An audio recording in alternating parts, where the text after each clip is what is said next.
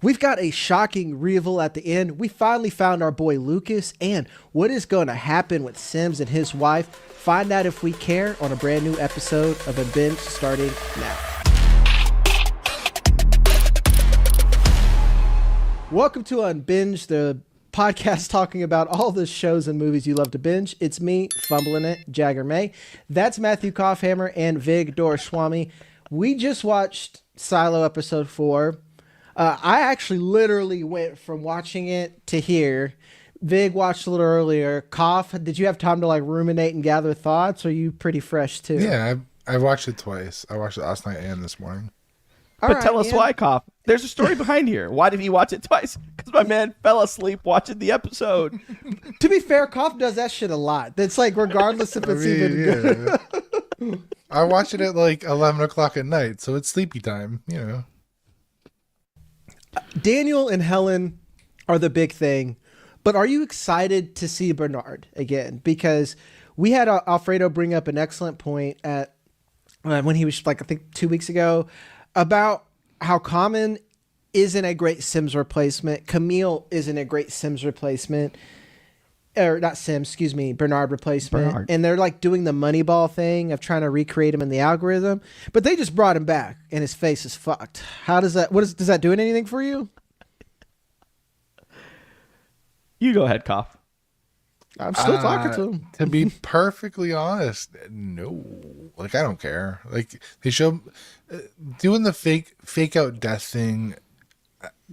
Okay, cool. It seems exciting, but what's the point of bringing this character back? He's been an antagonist to Juliet and to the Outsiders and to everybody in Mechanical.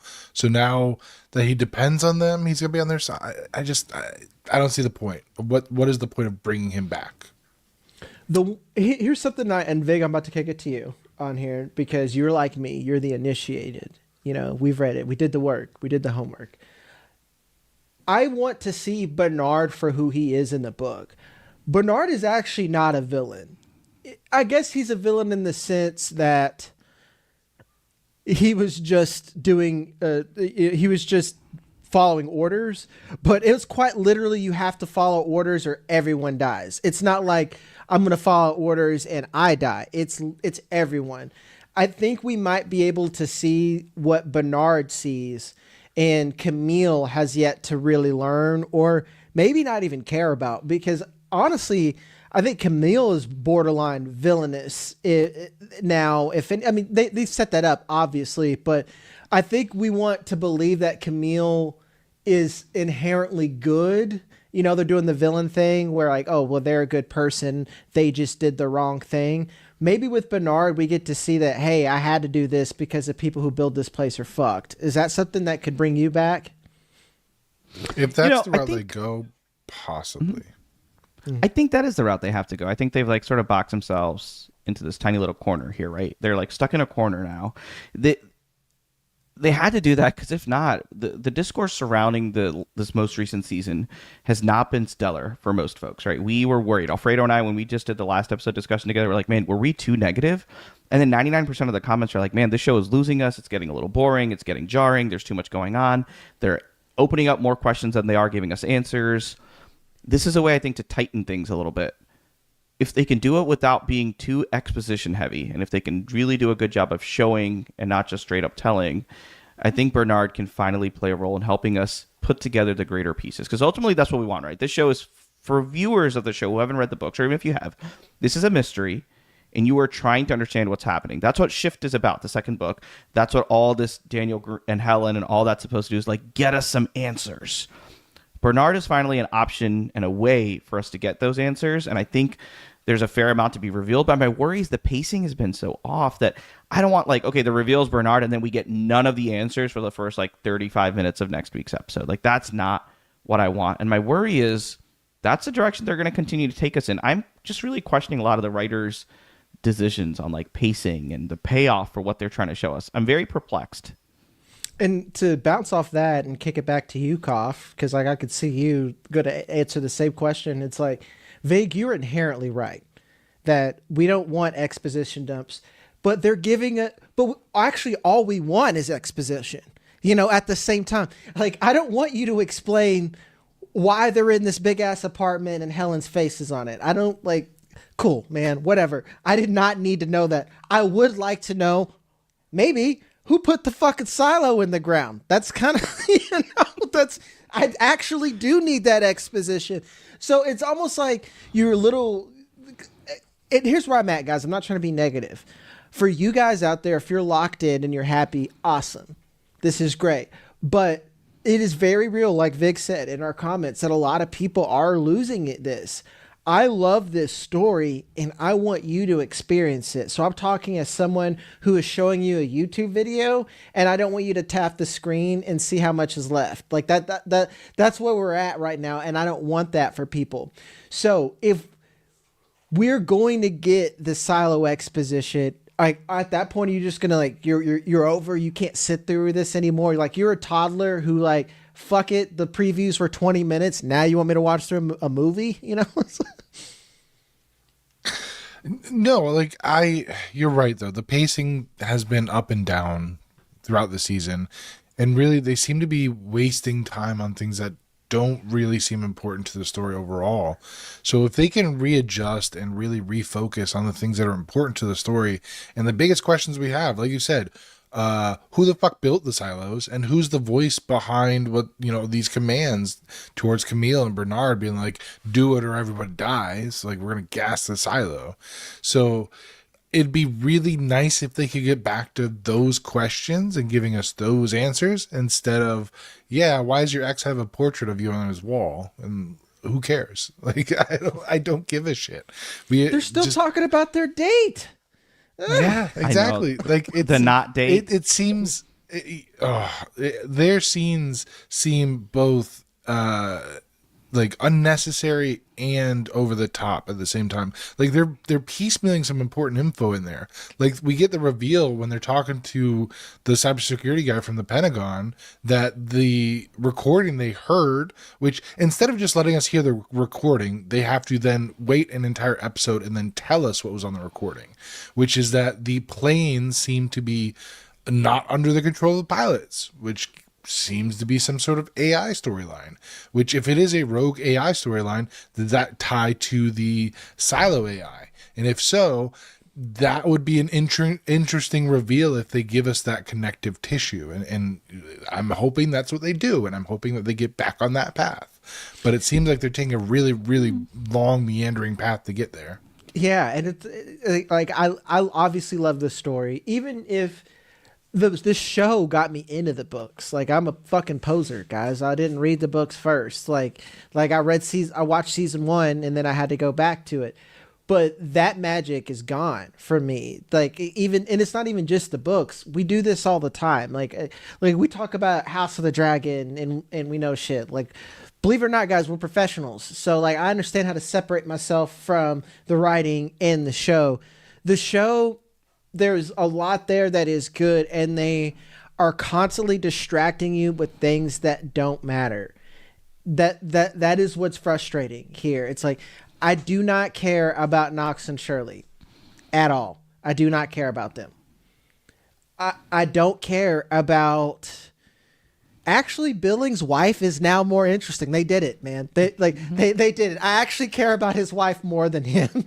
But that's because they have that little resistance on. I'm okay with that little band there, I don't care, and I keep bringing this up, and I keep saying Donald. That's a Freudian slip, guys. That's his name in the book, and they did that. Charlotte joke. calls him Donald too. I like that little. I saw that. I was like, for me, I was him like, Donald. Yeah, I did the whole Leo thing pointing at the screen. But his name's Daniel. Sorry. Daniel and Helen, like, we've watched TV so long that we understand that there's a will they or won't they. It feels so heavy-handed at this point where I'm Dennis forced. Reynolds. Yeah, where it's just like, this isn't will they or won't they. This is they won't. And I know I don't want them to. I don't care. But I think, Jagger, I think you're getting to together. I think you're getting to the heart of the matter, though, is that season 1 had very crisp and tight writing, Focused. and I think Yes. I think they were able to stick to that narrow, focused writing where everything had a payoff. everything was done for a reason because they had a single setting. When you expand to multiple settings, I get it. That is much harder to do. Season 2 suffered a little bit. If you go to Series Graph, the website that shows all the rankings, like almost everything is in green in Season 1. Everything's an 8 or above. Season 2 struggles a little bit, but it still like ends on a high. It still has episodes that are like 7.5 and above. I just pulled it up before we started recording, and the first 3 episodes for the show are all 7.2, 7.2, and 7.0, which again is not bad, right? That's a good show. We're not saying this is terrible. I'm still invested. I'm going to watch it all the way through. I want to see how they do things. I think the sound is incredible. The score is great. The production stuff is great. Whoever's doing the Foley for this show, shout out. The sound like that they're doing and the way they're doing is really that's nerdy, good. Vig. I love it. Sorry, man, but it's great. I'm listening to this on headphones. I'm like, this is well done. But ultimately, you need good story, right? We've all seen how terrible writing can ruin a great show. Hashtag Game of Thrones. Do people still say hashtag? Sorry, I'm old, guys. I'm a boomer. Or now Westworld. It's fun like we've seen to that. Say it that's what I'm it's worried. bad, it is. You know. Yeah. So that's what worries me, though. I'm worried this is going into a original Game of Thrones or Westworld sort of direction. Even though we have writing, man, we have great writing. This is Westworld, dude. That this hurts is so much, but we absolutely- have great writing. But this is what it's reminding me of. This is reminding me of Westworld season 1. My God, peak One of the television, greatest ever. Go right? And it just like nosedive. But then by season 3, it's a tangle. They write themselves into corners, and they're trying to be clever and innovative, and instead they're just writing over themselves, and it gets messy. And that's where, oops, sorry. Go ahead. Yeah. Oh, I was just gonna say it feels like they're trying to do writing tricks and tropes instead of just clean story. And it seems like they're relying too much on trying to be clever than it is on like, let's just tell a crisp story instead of, haha, there's a reveal. Bernard's actually not dead. Like we telegraphed 2 episodes ago. So that's where I'm at. And we're going to hammer more, and there's some good things to talk about. We're just talking about how we're on season 3. We're ready to get there. We're not mad. We're disappointed. Exactly. But if you're disappointed in us, let us know in the comments. More importantly, if you like us, let us know with a like and a subscribe. If you're over on Apple or wherever you get your podcasts, reviews do a lot for us. So you can even comment on Spotify, anywhere on there. Like we're pretty good at answering most of your guys' suggestions, even when you're mean. We respond. So you guys keep being you. Keep telling us your opinion. What we got coming up. House of the Dragon. We've been having those Sunday nights sometimes, definitely Monday mornings. It just depends on whoever's day job gets in the way. X-Men 97, we're going to be covering that season finale. And of course, if you guys are watching Silo, these release right after the episode is over. There's some other shows that we're kicking around. If you guys got any suggestions, again, we always read your comments. I think I've paid all the bills. I've done all the things here. I want to go to the murder mystery with Sheriff Billings and take it to one silo here, because I don't hate that they have multiple things, because it does get boring having one setting sometimes because it can feel like a play. But where they're going, I feel like we have too many characters. So like, what are we doing with Sheriff Billings at this point? You know, Vig, we'll start with you, man. Well, looks like Koff had something to say. Koff, go ahead. I'll jump in right after you. Okay. No, I want to know what the connection is between like the head of supply, the shadow of supply, the mines, and like what's going on with everything with like Camille and Juliet. Like, is there a connection? If so, like then this all becomes very relevant.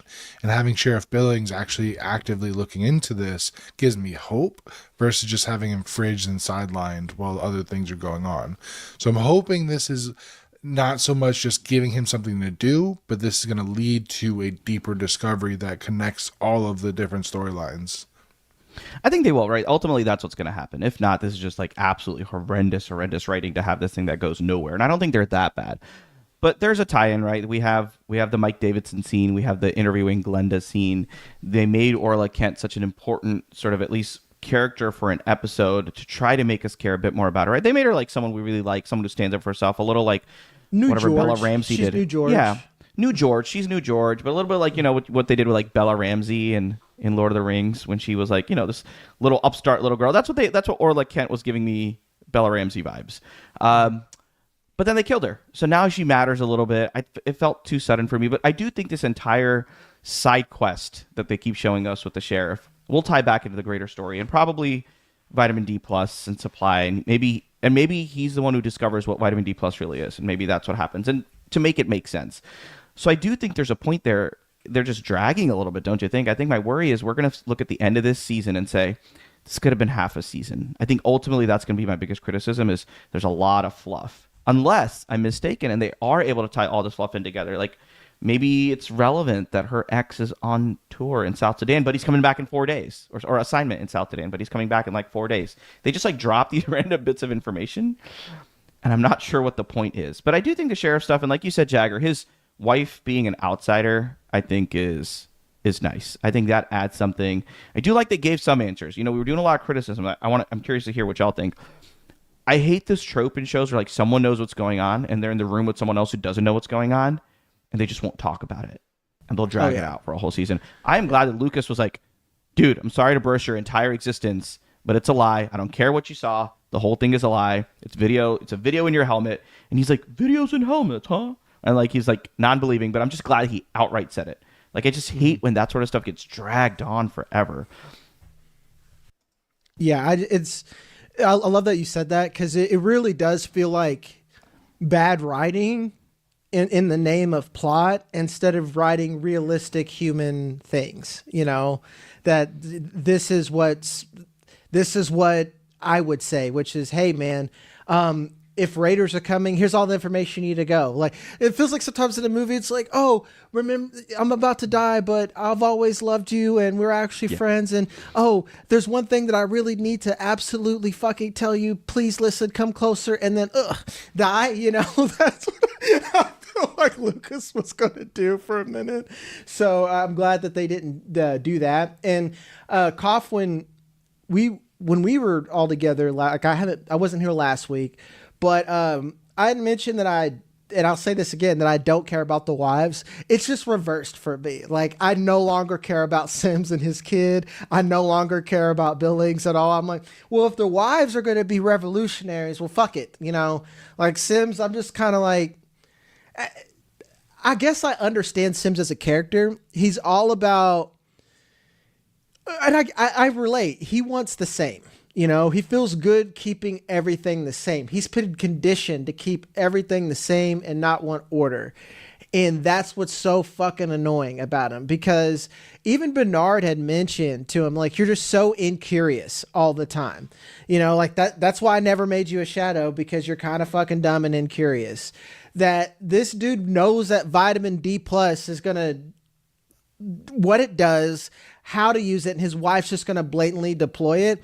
I'd almost feel like it's unrealistic that he's not more upset for even chauvinistic reasons, See, I came away from this episode feeling like he's working against his wife, even though he is saying to her face, like, let's work together. Didn't he tell somebody or reveal to somebody that he had stabbed Bernard and he's the one that actually killed him? So it feels like he might actually be playing double agent and is still either working with Bernard or using Bernard in some form or function. So I think we might be underestimating Sims and his actual final, whatever his final plan is for this season, because it doesn't seem like it is what the surface level plan is. He seems very much like he's a rogue agent at the moment. I think we do know his motivation. It was glossed over almost. Alfredo and I talked about it, but I think when he realizes that Jules, has no recollection of her father or feelings for him because of this memory suppressing drug, and he has this moment where he tells Camille, like, it just feels like a break from his character, but he goes, we need to like do things as a family. We need to create memories. Like, Jules couldn't even like have any feeling for her. I think his like role as a father is so important to him now, or it's come to light. It felt a little forced. It felt a little quick and almost glossed over. But I think that is now his driving force. His entire reason for existence now, I think. What's up? So he's motivated by his own legacy, or the legacy of being... Yeah, his own legacy, or just his relationship with his child. I think that is now what motivates him beyond everything else. And so when she's talking about dumping vitamin D plus on everyone, I agree with you. I think he's going to be her foil. because he does not want that to happen. And he talks about that. He's like, yeah, so basically what you're doing to Jules, you just want to do it to all of us.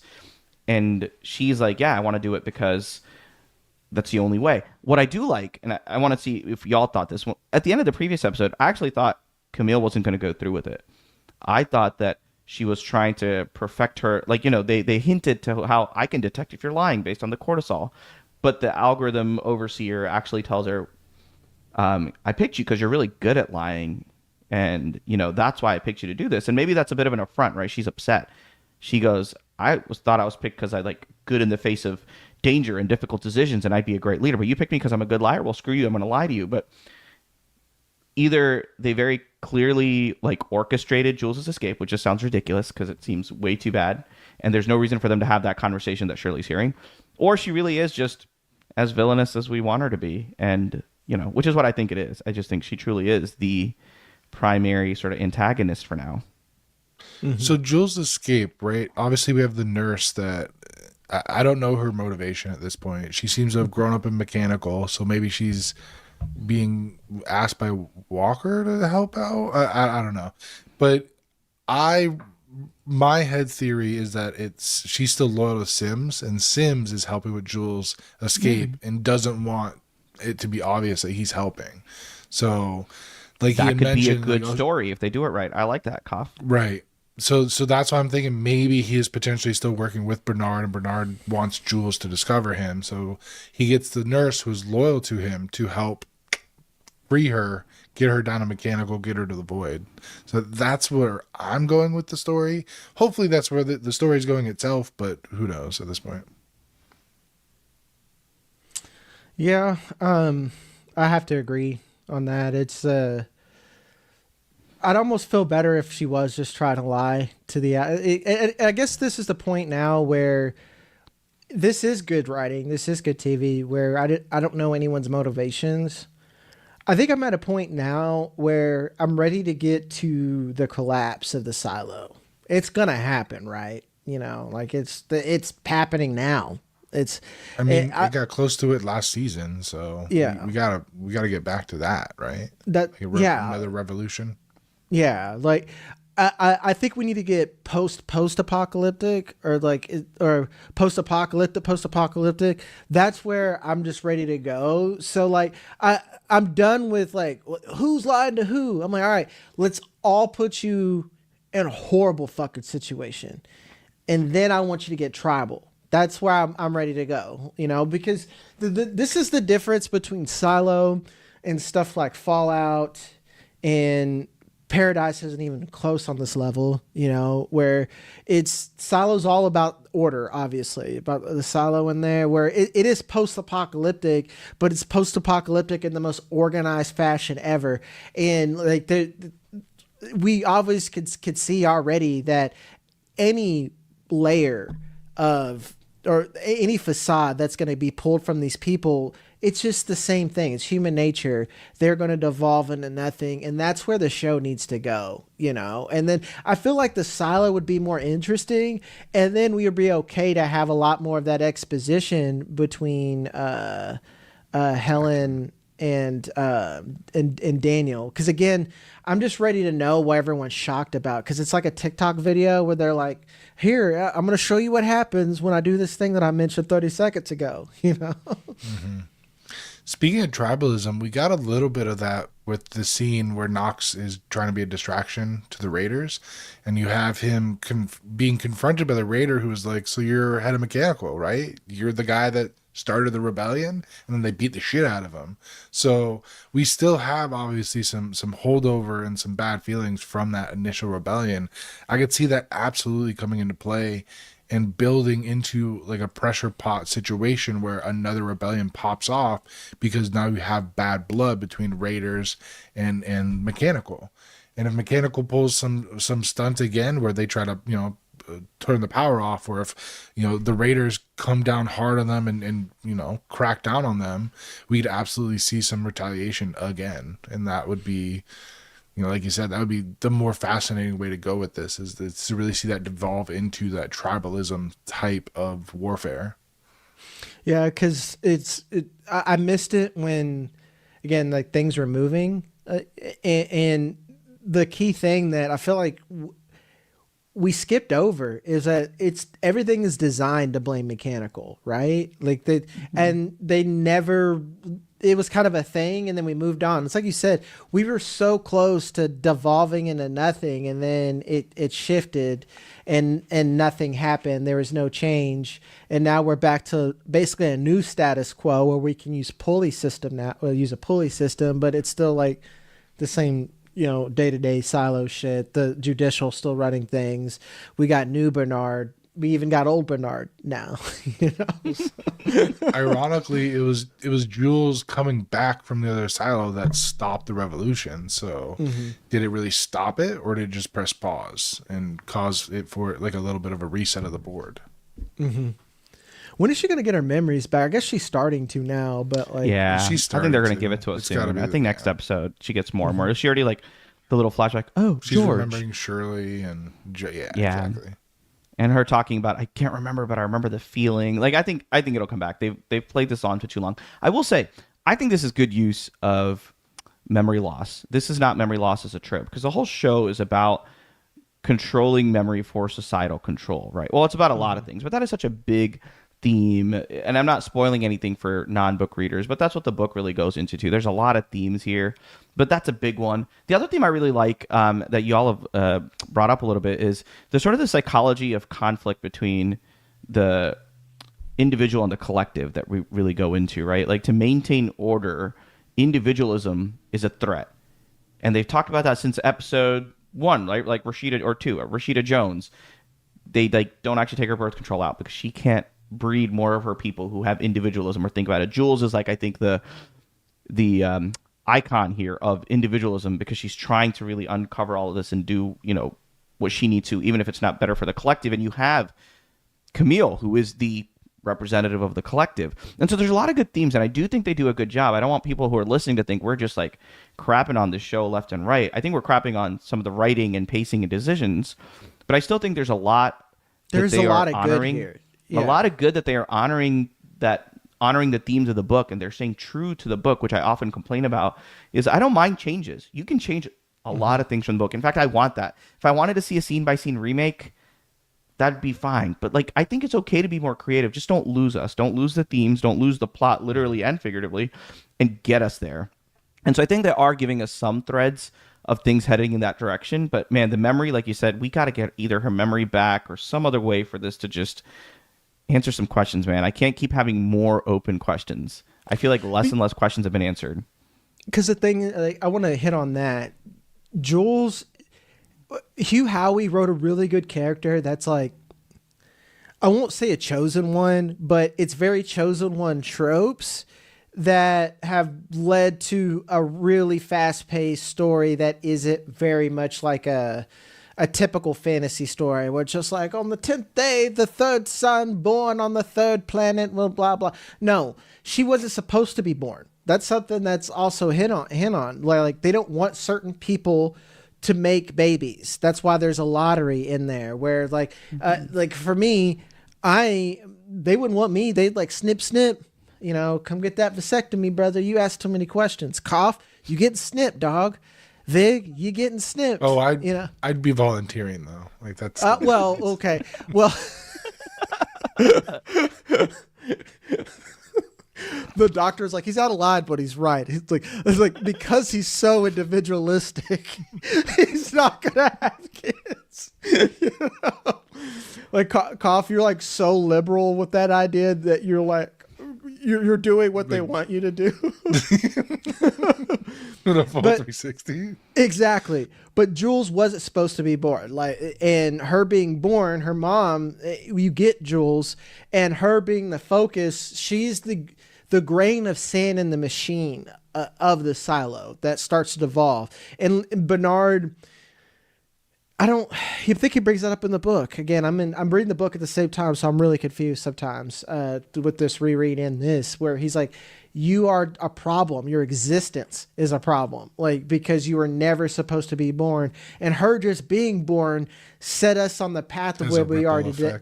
Exactly. It's the total butterfly effect. So her getting her memory back is crucial, because that's when the revolutionary starts. Because even when she comes back, you know she's going to start making changes. She's like, "Hey, shut the fuck up! Nobody going outside.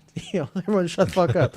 What we can't do is there's more silos. Hey, now, you know." So yeah. So I'm waiting for when she gets reunited with Lucas Kyle and the Outsiders, right? Because then she'll be able to tell them the truth of what is going on outside. And Patrick Kennedy can finally shut the fuck up about, like, let's all go outside because it's safe. So it's got to be the next episode. If it's 2 more episodes, that feels like it might be a pacing issue too. Yeah, but and it might be because they got to give us the outside tour. If the next episode is purely focused on the silo, I don't think anyone would complain, and I think it would be good for the show. But they've made this decision. It looks like they're just sticking to it. We're gonna have they're splitting half time. Silo, half Helen and Daniel, and now their super friend who's gonna like get them some information about unencrypted comms.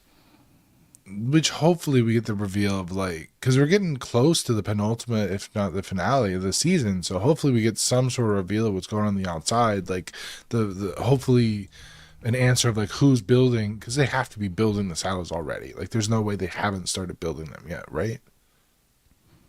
No, but is there 10 episodes per season? So we're not even halfway through, my man.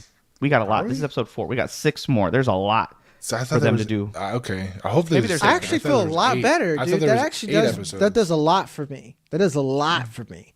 That it's 10 episodes. So. Yeah, I think it is. The change first 2 were 10, so I think this is 10. So there's time. But we have to see, man, and that's why I think that that's why I think they're splitting like both timelines, because they got to fill out their 10 episode order. But because remember, there's 2 timelines and 2 silos. I almost said 2 sidelines. There's 2 silos and 2 timelines. So there's like a whole other thing going on in silo 17. You know, I think that's where Solo. With Solo? With Solo in it. Like that's Solo and the kids. It's actually a huge fucking thing, at least in like, so I'm like curious to what's going on. So. Yeah, it's a huge thing. Like Solo's a huge, like, to some of these other characters like Shirley and Knox getting screen time, that all could be Solo stuff. Cause like he's, like, in my opinion, he's like the second best, like, important character in the books, you know. Maybe like Shift is so weird I can't describe it without spoiling anything. So yeah. I am interested though in Bernard coming back for sure and what he has to say. Lucas Kyle, again, I don't know what his purpose is. He's another one where like I'm unsure of like what do we have the Stranger Things problem where they just can't kill anybody, you know? Like, it almost preferred it when he was just dead, you know? Mm-hmm. So I mean, it definitely gets messy when you have this many characters and you have this many plot lines going on at once. So I could see them starting to do some trimming to tighten things up. I think that's the problem, though. I think that shows have not really figured out a great job of ending someone's story within an art story without killing them off. There are good ways to do it, certainly, but just think about it. Like, you know, everyone has to die for there to be just a few characters left that we care about. But you can give us characters to care about. You don't have to kill them off. You can just sort of like write it in a different way that they're no longer that relevant to the story. Many shows have figured out how to do this. But Jack brought it up. Stranger Things struggled with that. And right now, that is a good criticism of Silo, I think, is have you gotten so big that it's just getting messy? Like, there should be ways to tie off loose ends that don't involve death. Yeah, you don't have to kill them. They can do the daytime soap opera thing. Just put them in a coma. Or just fucking kill I don't want that them. trope Be a either, man, man. guys. I don't want that.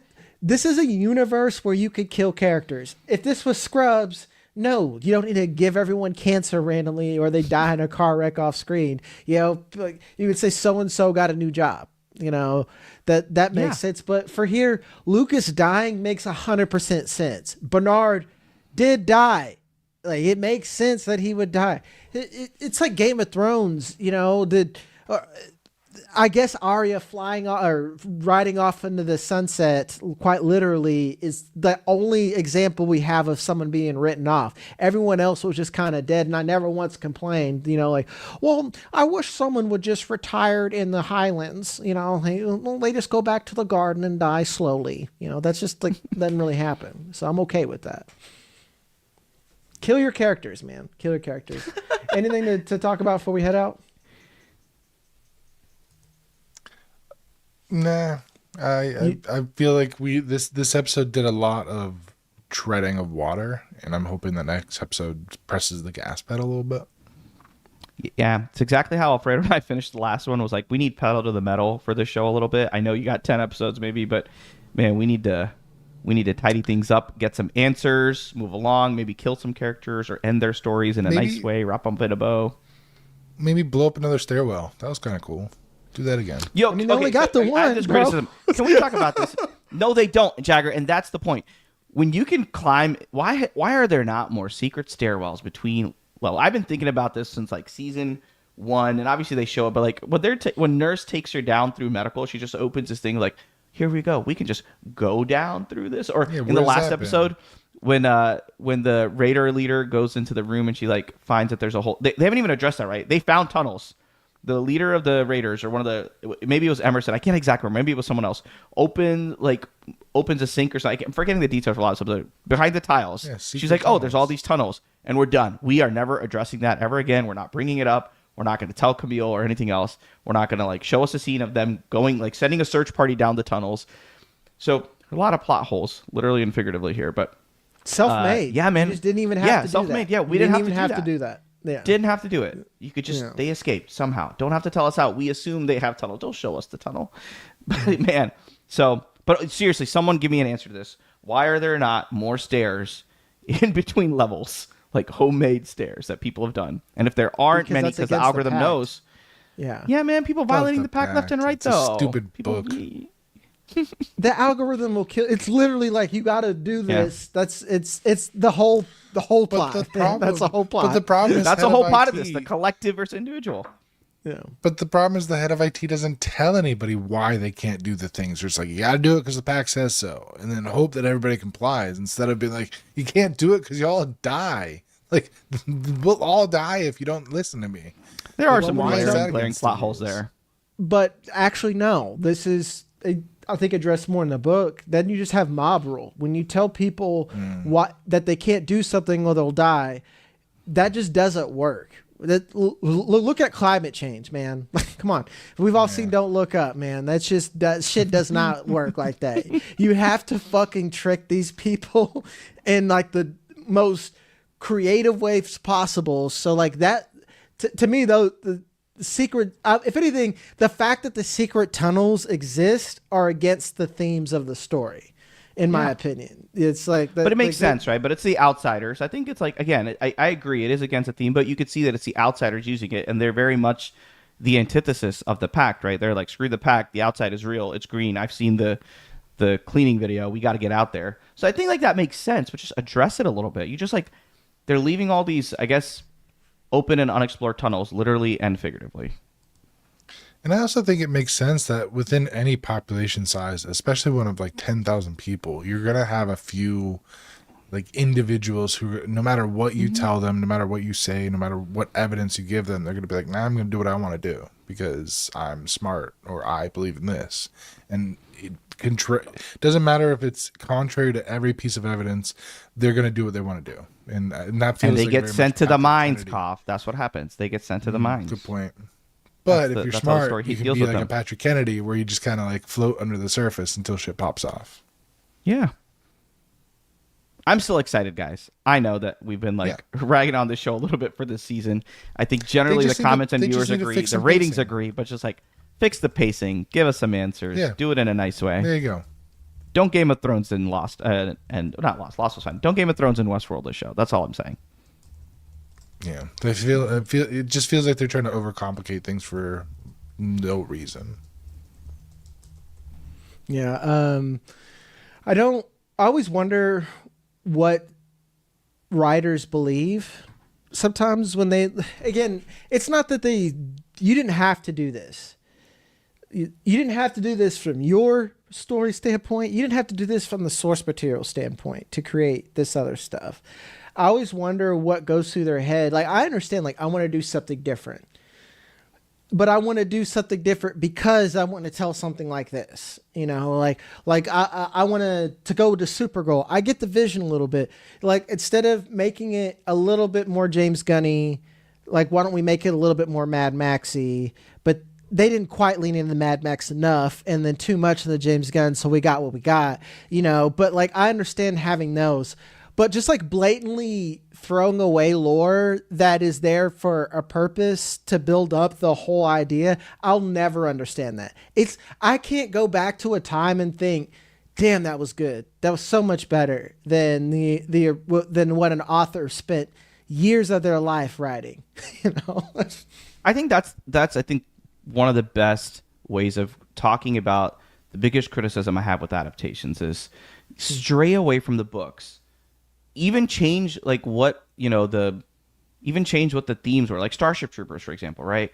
Do the opposite and it could be great. The books, not at all the satire and comedy that the movie is, right? Like it's the books the movie parodies the book, which I think is great. Do that.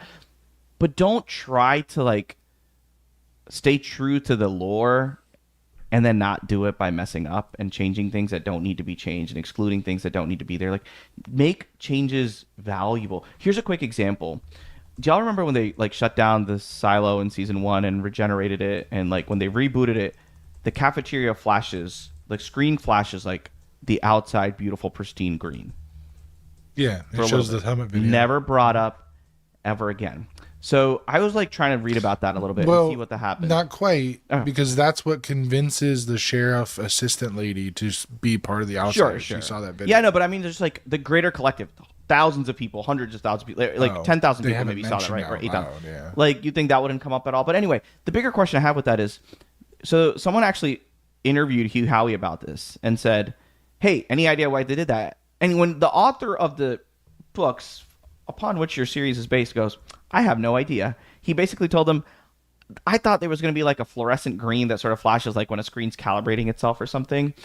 And he was like, they could have done the same thing or maybe just shown it for like a couple of seconds or a frame or two. Like, when the author goes, I don't really know why they did that, that's when I think you're sort of losing focus, right? You're losing it a little bit. You have the authors as a consultant almost all the time, right, for these sort of things. Just don't lose that focus. Like, make it have a reason, or show us the reason, but don't make us wait 3 seasons for it either, you know? Exactly. Don't make us wait until we're so frustrated that if the answer isn't perfect, we're gonna be mad, you know?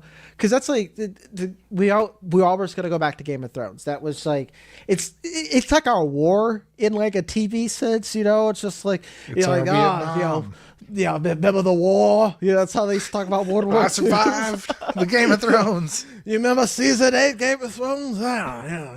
That's how we was there. That's how we I always lost many talk good about friends. Yes. Koff will never watch another DB Wise production again. No, fuck them. He really won't. PTSD. That's he will not watch it. David Benioff and DB Wise are dead to him. They're nemesis forever. Like, But- my nemesis. Exactly. But going back to that, is like you get so frustrated that like it. Granted, the ending was bad, but it's not even that the ending was bad. It's that how they put it out so quickly, it was bad. And then we had to wait 8 seasons for that. If that was They give us blue balls and then they ruin the release. Yeah. I'm watching Preacher right now. That show, that show is boring as fuck, but interesting premise. Then it gets good. Then it gets bad. But that's 4 seasons.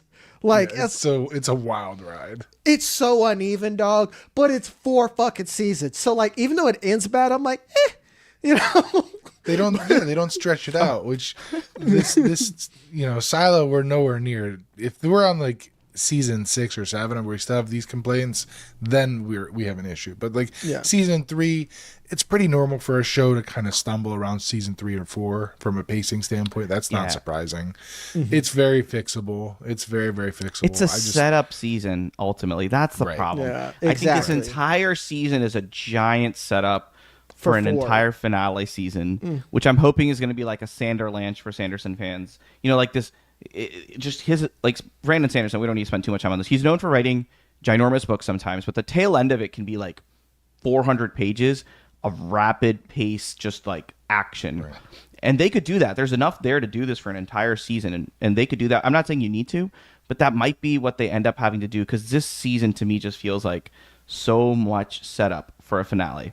I want to say one more thing real quick about Game of Thrones, which is where I think Silo could fail. I think Silo's biggest failure could be, it wasn't just that they rushed the ending. It wasn't just that it was a crappy ending. It was that they had so many unexplored or unexplained questions, right? Game of Thrones gave us like all these bodies arranged in a spiral, all these things about, you know, the Night King, and they just had all these things about the White Walkers, and they just didn't answer anything. So Silo can't do that. That is a quick way to fail, is to not give us answers to all the different questions you've asked, or answer things in such a way that some of those questions become irrelevant and you realize, you know what, that didn't matter at all. And that is my biggest fear right now. And I think that's the only real way Silo can fail, because they have good source material. I think they'll land it. But man, just do not open up new question threads without answering them. The real only way that Silo can fail is if Bran ends up on the Iron Throne at the end of Silo. Mm-hmm. Who would be the most useless one? Billing's wife or something. No, I will leave. I am mayor Sims' now. kid, Anthony. That's what it would be. It would be Sims's kid. Sims's kid would be the Becomes really mayor of going the back. Silo. and then Billings' wife is his Tyrion. Just rearranging the chairs. Yeah, exactly. Oh man, I guess that's a good way to end it. Always, guys, like, subscribe, hit the hype button if you're on a mobile device. If you're on audio, reviews help, and always comment your opinions. We love to read them, even if they hurt. This has been an episode of Unbinge. I don't know where I was going with that. My name's Jacker May. That's Matthew Coffey at Big Doors for me. Love you guys, and see you next time.